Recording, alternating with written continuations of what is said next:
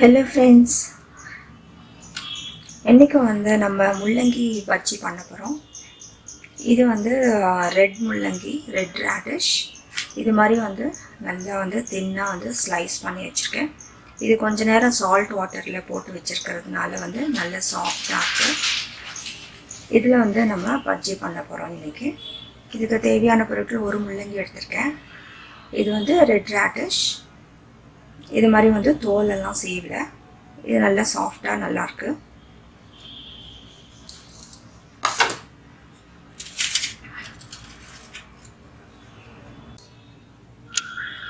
இப்போ பஜ்ஜி மாவுக்கு ஒரு கப் கடலை மாவு வச்சுருக்கேன். 1 டேபிள் ஸ்பூன் அரிசி மாவு, கொஞ்சம் தோசை மாவு 1 டேபிள் ஸ்பூன் வச்சுருக்கேன். இது நம்ம அரிசி மாவு தோசை மாவெல்லாம் போடும்போது நல்ல ஒரு கிறிஸ்பினஸ் கொடுக்கும். இது தோசை மாவு நிறையா எடுக்க வேண்டாம், ஒரே 1 டேபிள் ஸ்பூன் தான். இது ரெண்டுமே 1 டேபிள் ஸ்பூன் தான் எடுத்திருக்கேன். கொஞ்சம் இஞ்சி பூண்டு பேஸ்ட், உப்பு, கொஞ்சம் கலர் வச்சுருக்கேன், மிளகாத்தூள். உங்கள் காரத்துக்கு ஏற்ற மாதிரி நீங்கள் போட்டுக்கலாம். இப்போ எப்படி கலக்கிறதுன்னு பார்த்துட்டு நம்ம எண்ணெய் ஸ்டவ்வில் காய்ச்சிட்ருக்கு.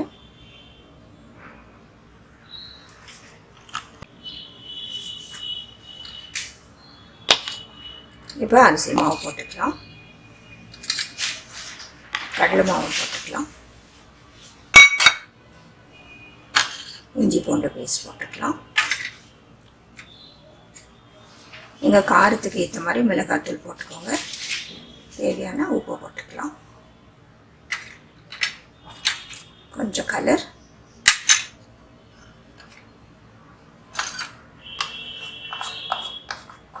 இந்த தோசை மாவு நான் போட்டுட்டேன். கொஞ்சம் கொஞ்சமாக தண்ணி ஊற்றி நம்ம கலக்கலாம்.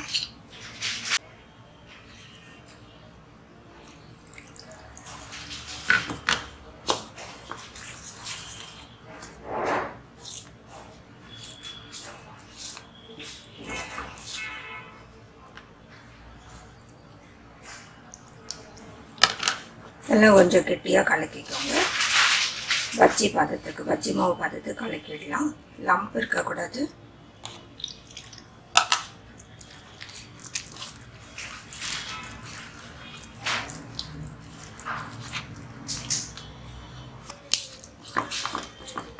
முதல்ல நம்ம கொஞ்சம் தண்ணி ஊற்றி நல்லா லம்ப் இல்லாத கலக்கிடணும். அதுக்கப்புறம் தான் கொஞ்சம் தண்ணி ஊற்றி நம்ம என்ன பஜ்ஜி மாவு பதம் வேணுமோ அந்த பதத்துக்கு நம்ம கரைச்சிக்கலாம்.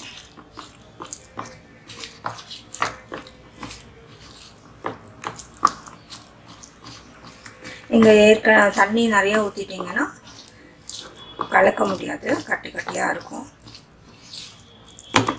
இப்போ தண்ணி ஊற்றிக்கலாம்.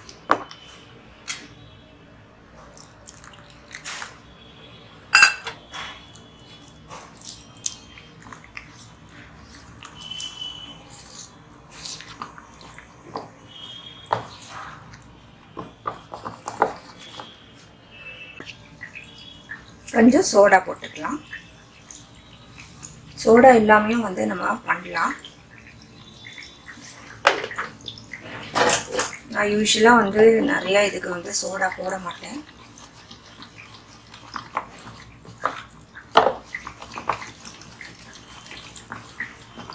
இப்போ இந்த பதத்துக்கு நம்ம கரைச்சாச்சு. இப்போ நம்ம பஜ்ஜி போட்டுக்கலாம். இந்த ரேடிஷ் பார்த்தீங்கன்னா எந்த ரேடிஷுமே ரொம்ப நல்லது. இது ரெட் ரேடிஷ், ஒயிட் கலரும் ரொம்ப நல்லது.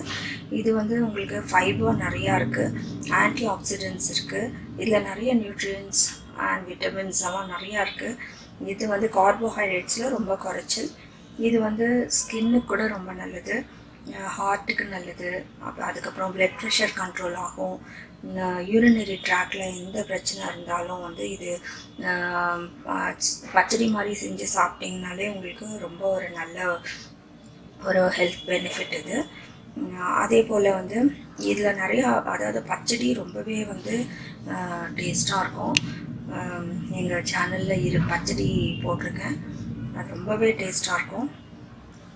நீங்கள் செஞ்சு பார்க்கலாம். ஏன்னா இது ஸ்மெல் வந்து சில பேருக்கு பிடிக்காது. அதனால இது போல் வந்து பஜ்ஜியோ இல்லை வந்து பொரியல் வந்து உங்களுக்கு ஸ்மெல்லே தெரியாது, முள்ளங்கியோட ஸ்மெல்லே வராது.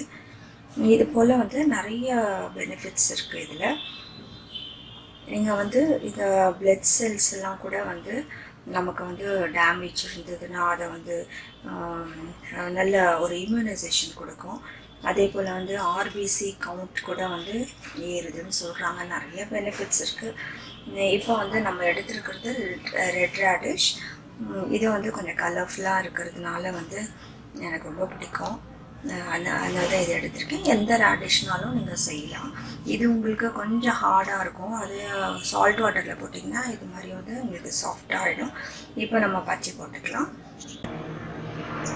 எங்கள் கிச்சன் ஈஸ்ட் ஃபேஸிங்னால வந்து பயங்கர காலையில் வெயில் ரொம்பவே இருக்கும். இப்போ நம்ம இது மாதிரி வந்து டிப் பண்ணி எண்ணெயில் போட்டுடலாம்.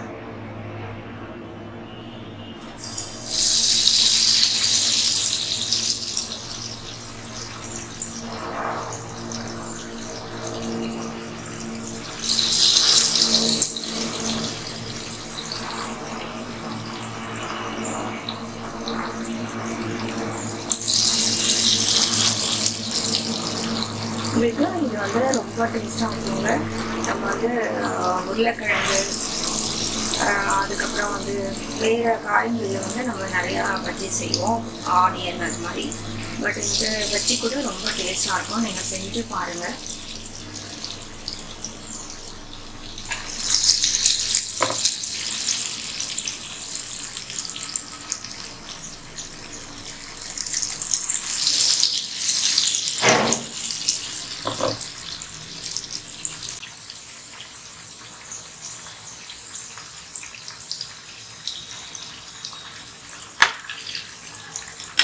இது நம்ம வந்து அரிசி மாவு போடுறதுனால வந்து நல்ல ஒரு கிறிஸ்பினஸ் கொடுக்குது. நீங்கள் வந்து தோசை மாவு நம்ம போடும் போது சோடா எல்லாமே வந்து நம்ம செய்யலாம். நல்ல முறுமுறுன்னு நல்லா தான் இருக்குது. நான் யூஸ்வலாக வந்து சோடா எங்கள் வீட்டுக்கு செய்யும் போது நம்ம யாராவது கெஸ்ட்டு வந்தால் கொஞ்சம் சோடா போடலாம். மற்றபடி வந்து நான் வீட்டுக்கு செய்யும் போது ரொம்ப சோடா யூஸ் பண்ண மாட்டேன். இது வந்து நீங்கள் அரிசி மாவு போடுறதுனால வந்து உங்களுக்கு கிறிஸ்பினஸ் நல்லாவே இருக்கும். சோடா போடணும்னு அவசியம் இல்லை. நம்ம ஜஸ்ட்டு உப்பி வர்றதுக்காக தான் வந்து சோடா போடுறோம்.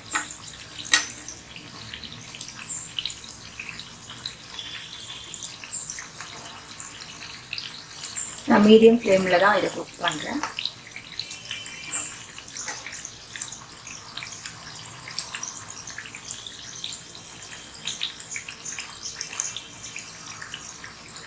கலருக்கு பதிலாக நீங்கள் மஞ்சத்தூள் கூட வந்து யூஸ் பண்ணிக்கலாம். இல்லை காஷ்மீரி மிளகாத்தூள் இருந்ததுன்னா அது உங்களுக்கு வந்து நல்ல ஒரு கலர் கொடுக்கும்.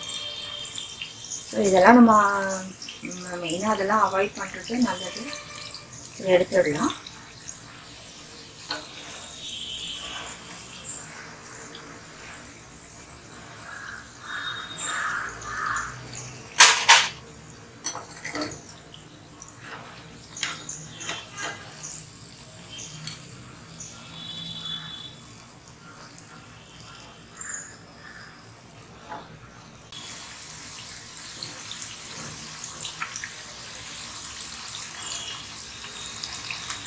ரொம்ப டேஸ்ட்டாக இருக்குது. நீங்கள் செஞ்சு பாருங்கள். நல்ல ஒரு பிள்ளைங்களுக்கு வந்து நீங்கள் நம்ம முள்ளங்கி கொடுத்தா நிச்சயமாக சாப்பிடவே மாட்டாங்க. நீங்கள் அந்த ஸ்மெல்லே வந்து சாம்பாரில் போட்டோன்னா அது மாதிரி ஏதாவது பண்ணினோன்னா நிச்சயமாக காய் சாப்பிட்றது ரொம்ப கஷ்டம். நீங்கள் போர்ஸெல்லாம் பண்ண வேண்டாம். இது மாதிரி ஸ்நாக்ஸ் செஞ்சு கொடுத்தீங்கன்னா நல்லா வந்து அவங்களுக்கு என்ன காய் போட்டிருக்கோன்னே தெரியாது.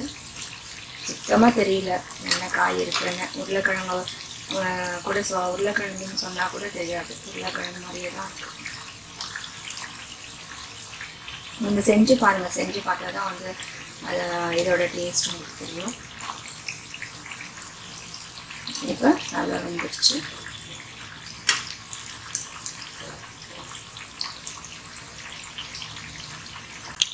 இப்போ எடுத்துடலாம்.